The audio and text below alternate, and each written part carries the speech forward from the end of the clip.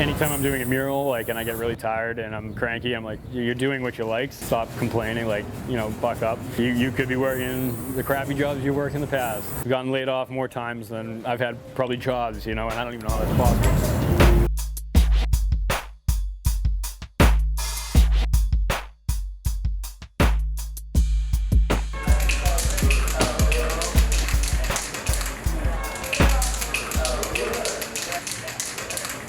This is just such a great place for people to practice and express themselves, and it's the nature of graffiti that it is here today and gone tomorrow. I remember quite a handful of times where I had a week off from school and I would come paint one day, it'd be gone the next day, and I would paint over the person who'd painted over mine, and by the evening it'd been painted over it again, and that's just the nature of the beast, and it's part of what makes it fun.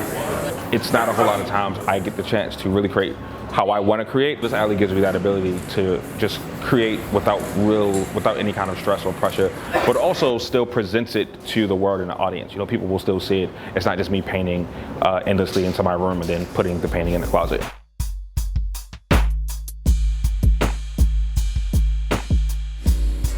Sometimes I come out here and I hate what I did and it'll literally ruin my whole day, but I know that I can always come back and redeem myself, and it's all a learning process. So.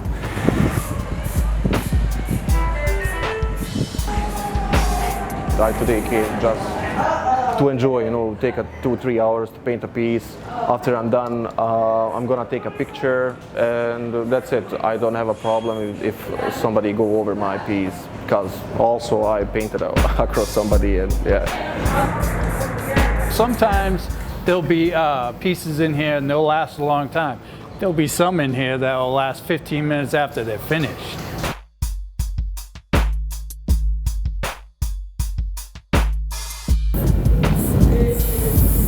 Yeah, there are ones that I like more than the other, but like that's why I like treating it like a sketchbook, because it you could just turn the page and it's going to get painted over. So, you know, no harm, no foul, I suppose. That's usually when I think that I did a good job, is when they remain a little bit longer than normal. Like, so if they're gone quicker, that's like, oh, maybe that means that like the community that comes here and paints didn't like it as much as other ones, you know.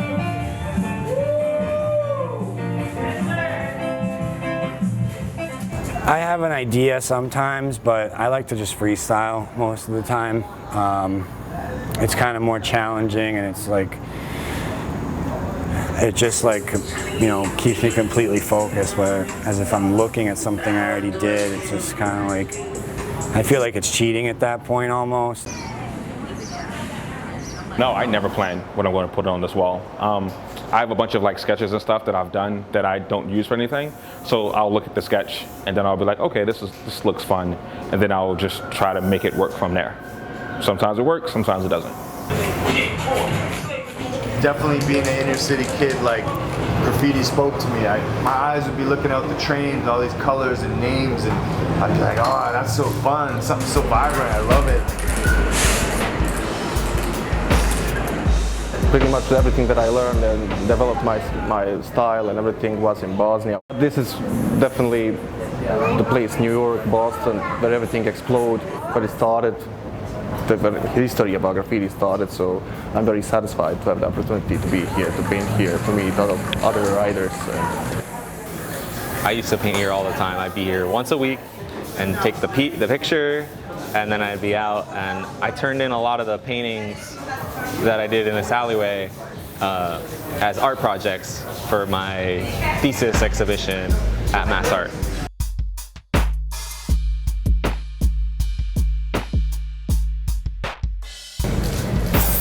I learn a lot from mistakes. I don't know how else you would learn about certain things, or how people, like other artists in the past, or anybody for that matter, would learn something in their profession if they didn't make a mistake at some point.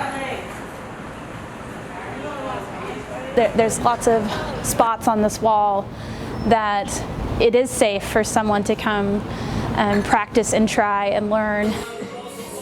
Pen and paper, markers, you know, maybe paint markers would be a good way to practice. But it's just not the same, you know. The way you paint on a wall is completely different from how you do it on paper. It's actually backwards. When you paint on the wall, you do the inside first, the colors on the inside, and then you do the outline. Whereas, you know, typically on paper, you do the outline first. So that's why I like to come here and practice. There's almost nowhere else in the city that you can get that cross section of people in one place, and so that's part of what I loved about it.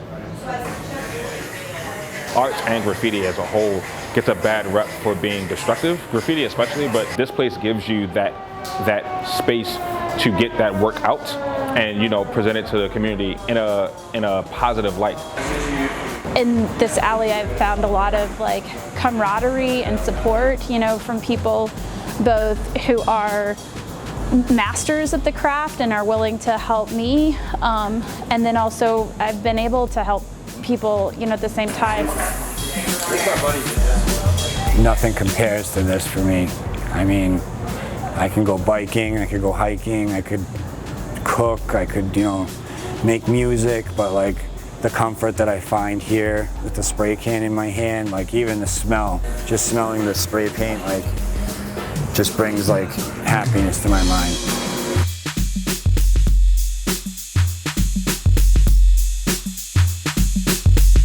There's no malice, there's nobody fighting, there's nobody competing with one another. It's all love, it's all appreciation.